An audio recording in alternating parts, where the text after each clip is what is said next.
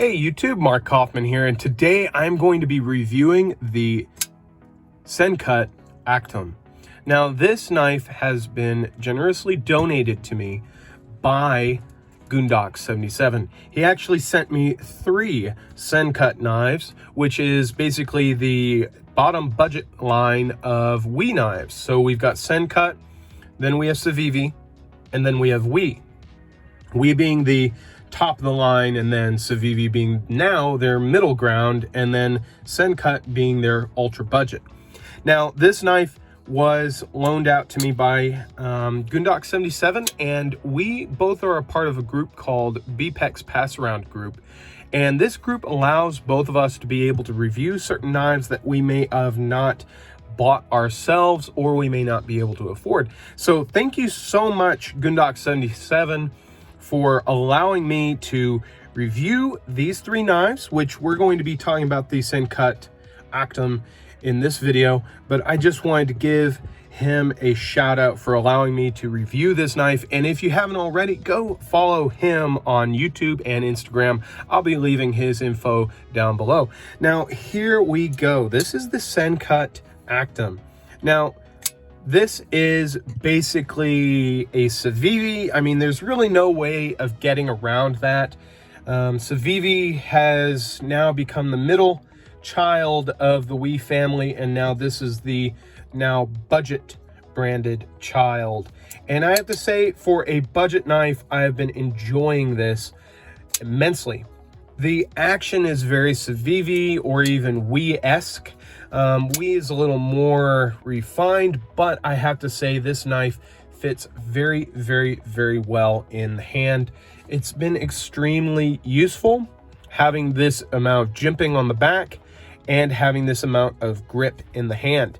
You also have this forward choil. The forward choil is really nice if you have to do some detailed work. I usually, whenever I use this choil, I'm sharpening my pencil at work, but other than that, I really have no need for a sharpening choil or a finger choil this large. Now, what this means for you is you can actually sharpen this relatively easily freehand or in a guided system and not have to worry about hitting that thumb stud or even the frame or handle of the knife. So I really have appreciated that. We are actually running on ceramic bearings, which is quite nice. And I believe, yes, and we're using a ceramic detent ball. So we have ceramic hardware in there that is keeping everything very, very smooth. And this thing just, I mean, the action on it is very, very good. You can shake it shut, but sometimes I just force it shut, which I didn't do right there, but I usually just kind of slam the blade back down and then put it in my pocket.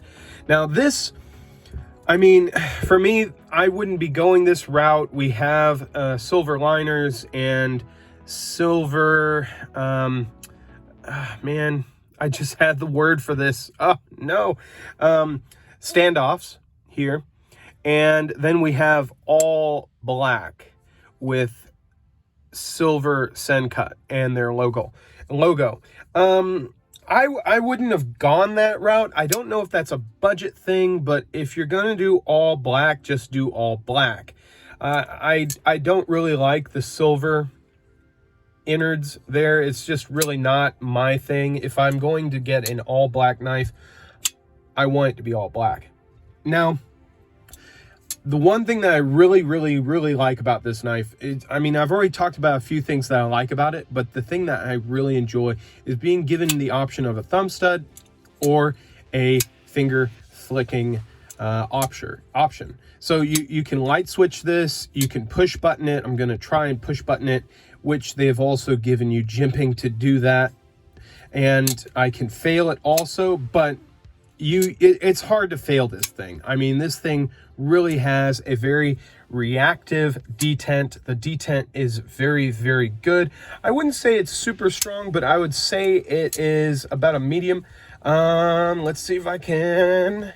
No, so you can't shake this out, which is great because sometimes cops will get you on that. I don't know why, but oh, you know, laws are crazy. You can light switch it, which is great. It has a very reactive, you can see my my wrist there and all the force that comes out of that when it is actually being opened. We have a deep carry clip and we have flush screws. I mean, this thing has been fantastic getting in and out of my pocket. It does have G10 handles. Now the handles are grippy, but I would have really liked a little bit more grip. I mean, you've got a little bit of grip here, but there's no jimping back here, and there's no jimping back here. So really you're counting on this jimping up here to keep you in place. I really would have liked this jimping to carry over at least maybe back here in the frame. So, I mean, just little nitpicks, but that is what I would have changed about this knife. Now, what I really like about it is the hardware. All of it is T8.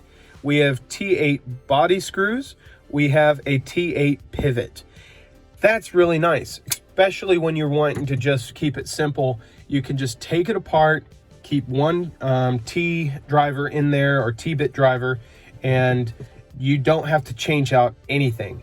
You can do it all at once without changing anything at all. Now, the pocket clip screws are T6, so I mean, you will have to change it out if you have to do that, but you don't have to take the pocket clip off to take the knife apart. Now, I am not a spidey flicking individual, so I'm not able to do it that well, but you can spidey flick this knife. Now, I don't know what Sencut calls this blade shape, but I'm going to call it, I mean, I think it's a modified drop point, personally. But it kind of looks very harpoon slash buoy-esque or Bowie, either or. I've always called it buoy. If this went up just a little bit of an arch back here, man, I'd really like that. I don't know if they would be, well, they probably could accommodate a little more of a lift in that. So for me, I would like a little bit of a more of a upswept blade there. It would probably allow you to do some more cuts that push like this, or sliced cuts, and you'd have just a little bit of more blade, at least blade length in this, to do a little more cutting. Now, of course, it's not going to be a do or die kind of thing if it doesn't have that. I have enjoyed carrying this. And what steel is it? It is D2. Now, I am not a huge fan of D2, just primarily because it's everywhere. It's the new 8CR 13 MOV. I mean, that's my opinion on it. But it's not a bad steel, but in my experience, D2 will chip more than it will roll. And I actually really like steels that roll than chip. I haven't chipped this blade at all. I have not been doing anything really heavy duty with it, just cutting up boxes, tape, maybe even cutting some wood, but nothing too major. It's not like I'm going to be, well, like my other videos, cutting a brick. It's nothing like that. But I know that D2 can take that abuse, and it can also cut metal wire if you have to do it. So this could be a very good utilitarian knife that can do a lot of other things other than just cutting up boxes and opening envelopes. Now, my verdict here, would I buy it? So this was actually just donated to me. I'm going to be sending this back to Goondocks 77, but one of the things that I like about this group is it allows me to check out knives that I may not have bought for myself, but may want to own later. Now, do I want to own this? Well, not this version, and probably not this model. I really like either a little bit of a recurve or a little more belly in my blade. And for me also, I don't use a forward finger choil all that much. I modified a few of my knives to have one, and personally, I have actually sold most of those because I felt like it pushed me too far back away from the cutting edge. And so for me, I really like having a blade that actually comes up very close to the handle. So let me get a few here that I can just, well, let's see. Okay, so here, let's compare this to something that I believe everybody may have, a Spyderco Delica. So it is a little bit bigger than a Delica. We have a Kershaw Scallion, which it's definitely much bigger than. And then we have a Kershaw Blur. Now we can see that it is very, very close in size, if not exact, to the Kershaw Blur. And this is actually where I've been really liking my knives lately, is in this size. I've been really liking the medium to medium large, I guess. I guess you could even call this a medium, but I don't call this an extremely small knife. Some people may, but I call this a medium knife to me. So there is your size comparisons. And the final verdict on this, I like it. I think it's a great knife. I think it's a great option as I throw my other knives out into the box. I think it's a great option if you're not wanting to spend a lot of money. If you're wanting to get a knife that's well under that $70 range, this is a wonderful option. It's stealthy looking. It's got a few different lines to it that keep it a little bit unique. Granted, Civivi is definitely coming out with some more vanilla designs than I would prefer. But if you're wanting to get some great action out of your knife and some fidgetability, this is a great way to go. And so that is it for me on this one. That is the Sencut Actium. And again, thank you so much, Goondocks77, for allowing me to review this knife.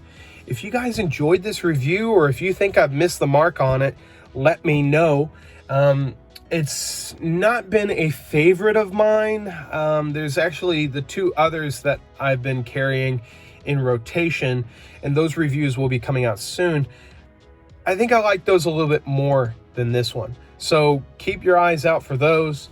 And again, thank you so much for the BPEX Passaround group. I really appreciate you guys and all that you do. And if you haven't already, check out a few of their channels. I'll put a few down below in this review. And if I forget to, they're probably going to comment, and just be sure to follow them. So thank you guys again for joining me on my YouTube channel and for this review of the Sencut Actium. Till the next video, I will talk to you later. Bye-bye.